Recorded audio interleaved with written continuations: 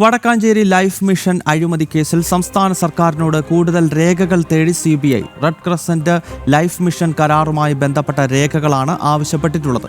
കഴിഞ്ഞ LDF സർക്കാരിന്റെ കാലത്ത് CBI അന്വേഷണവുമായി സഹകരിച്ചില്ലെന്നും കേസിൽ പ്രാഥമിക കുറ്റപത്രം സമർപ്പിച്ച് CBI വ്യക്തമാക്കി. വൈകാതെ അനുബന്ധ കുറ്റപത്രവും നൽകും. ജിജീഷ് കരുണാകരൻ ചേരുന്നുണ്ട് കൊച്ചിയിൽ നിന്ന്. ജിജീഷ്, കഴിഞ്ഞ ദിവസമാണല്ലോ ഈ ലൈഫ് മിഷൻ കേസുമായി ബന്ധപ്പെട്ട് സ്വപ്ന സുരേഷ് ഉൾപ്പെടെയുള്ളവരെ പ്രതി ചേർത്തുകൊണ്ടുള്ള കുറ്റപത്രം CBI സമർപ്പിച്ചത്. ഇതിനുശേഷം ഇപ്പോൾ കൂടുതൽ രേഖകൾ ഈ സർക്കാരിന്റെ കയ്യിൽ നിന്നും ആവശ്യപ്പെടാനാണോ കേന്ദ്ര ഏജൻസിയായിട്ടുള്ള CBIയുടെ തീരുമാനം? ജിജീഷ്,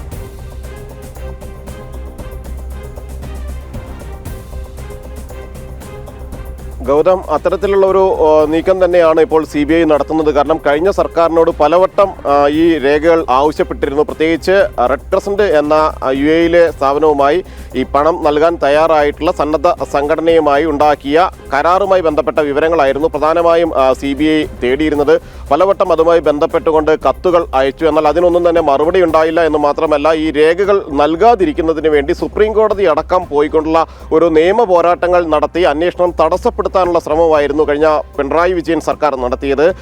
എന്നാൽ വീണ്ടും പുതിയ സർക്കാർ, UDF സർക്കാർ അധികാരത്തിൽ വന്നതോടുകൂടി ആ രേഖകൾ അന്വേഷണ സംഘത്തെ സംബന്ധിച്ചിടത്തോളം പൊതുപ്രവർത്തകർക്ക് എതിരായ അഴിമതി നിരോധന നിയമവുമായി ബന്ധപ്പെട്ട് അല്ലെങ്കിൽ അത്തരത്തിലുള്ള അന്വേഷണം നടത്തുന്നതിന് ഈ ഒരു പ്രധാനപ്പെട്ടതാണ് ഈ രേഖകൾ എന്ന് പറയുന്നത്. പ്രത്യേകിച്ച് M ശിവശങ്കർ അടക്കമുള്ള ആളുകൾ സർക്കാർ തലത്തിൽ പ്രവർത്തിച്ചിരുന്ന സർക്കാർ ഉദ്യോഗസ്ഥരെന്ന ആളുകൾക്കെതിരെയാണ് ഇനി അന്വേഷണം മുന്നോട്ട് കൊണ്ടുപോകേണ്ടത്. നിലവിൽ 6 പ്രതികൾ എന്ന് പറയുന്നത് നേരിട്ട് ഈ കേസിൽ ഉൾപ്പെട്ടിട്ടുള്ള സർക്കാർ ഉദ്യോഗസ്ഥരല്ലാത്ത ആളുകളാണ്. അങ്ങനെയാണ് സ്വപ്ന സുരേഷും സരിത്തും സന്ദീപും ഒപ്പം തന്നെ സന്തോഷിപ്പൻ്റെ കമ്പനിയും എല്ലാം തന്നെ ആദ്യഘട്ടത്തിൽ പ്രതിപട്ടികയിലേക്ക് എത്തിയത്. ഇനി CBI അന്വേഷണം തുടരുമ്പോൾ പ്രധാനമായും M ശിവശങ്കറിലൂടെ ആയിരിക്കും അന്വേഷണം മുന്നോട്ട് പോവുക, UV ജോസിലൂടെ ആയിരിക്കും അന്വേഷണം മുന്നോട്ട് കൊണ്ടുപോവുക.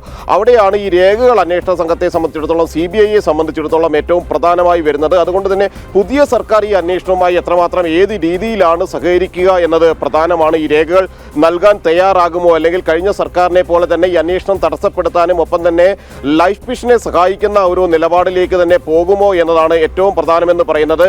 നേരത്തെ ഇതുമായി ബന്ധപ്പെട്ട് നിരവധി ചോദ്യം ചെയ്യലുകൾ CBI നടത്തിയിരുന്നു. M ശിവശങ്കർ അടക്കമുള്ള ആളുകളെ പലവട്ടം അന്വേഷണ സംഘം CBI സംഘം ചോദ്യം ചെയ്തു. കൊച്ചി ഓഫീസിലടക്കം വിളിച്ചു വരുത്തിയായിരുന്നു ചോദ്യം ചെയ്യൽ.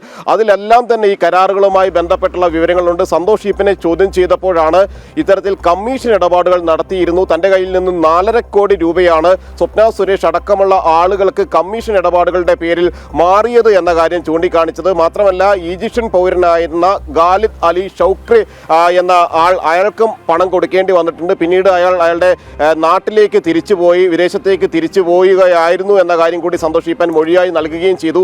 ആകെ 21 കോടി രൂപ റെഡ് ക്രസന്റിൽ നിന്ന് ലഭിച്ചുവെങ്കിൽ പോലും 10 കോടി രൂപയുടെ നിർമ്മാണ പ്രവർത്തനങ്ങൾ മാത്രമായിരുന്നു സന്തോഷ് ഈപ്പൻ നടത്തിയത്. 5 കോടിയും അതിൽ സന്തോഷ് ഈപ്പന്റെ ലാഭമായി മാറി. ബാക്കിയുള്ള തുക സ്വപ്ന സുരേഷ് അടക്കമുള്ള ആളുകൾക്കും അന്നത്തെ ചില ഉദ്യോഗസ്ഥർക്കും എല്ലാം തന്നെ കമ്മീഷൻ ഇടപാടുകളായി ആ ഒരു കരാർ നൽകിയതിലും അതിലൂടെ തനിക്ക് ലാഭമുണ്ടാക്കാൻ സഹായിച്ചതിനുമുള്ള കരാർ ഇടപാടുകളായി മാറി, കമ്മീഷൻ ഇടപാടുകളായി മാറ്റുകയും ചെയ്തു എന്നാണ് സന്തോഷ് ഈപ്പൻ മൊഴി നൽകിയത്. അതുകൊണ്ട് തന്നെ ഈ രേഖകൾ ലഭിക്കാൻ വേണ്ടി വീണ്ടും തുടർ നടപടികളിലേക്ക് കടക്കുമെന്നാണ് ഇപ്പോൾ CBI അറിയിച്ചിട്ടുള്ളത്. ഗൗതം, ഓക്കെ, വ്യക്തമാണ് ജിജീഷ്. എന്തായാലും ലൈഫ് മിഷൻ കേസിൽ CBI കൂടുതൽ പിടിമുറുക്കുകയാണ്.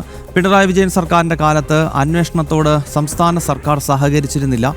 എന്തായാലും ഇപ്പോൾ ഭരണം മാറിയ സാഹചര്യത്തിൽ ഈ സർക്കാരെങ്കിലും ഈ കേസിൽ കൃത്യമായ രേഖകളും മറ്റും കൈമാറുമോ എന്ന് തേടുകയാണ് കേന്ദ്ര ഏജൻസിയായിട്ടുള്ള CBI. ജിജീഷാണ് വിശദാംശങ്ങൾ നൽകിയത്.